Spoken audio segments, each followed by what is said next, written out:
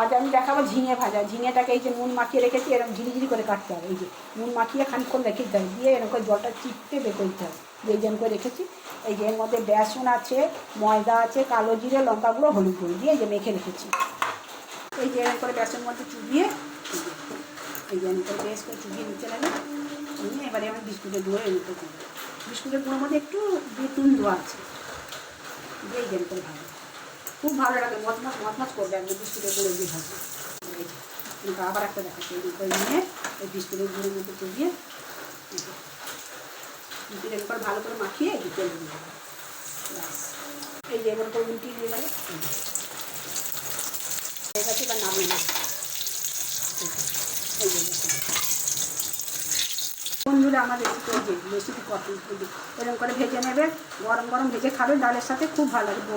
ভেজে রাখবে না, ভেজে গরম গরম খেতে হবে, তাহলে মজমজ করবে খুব।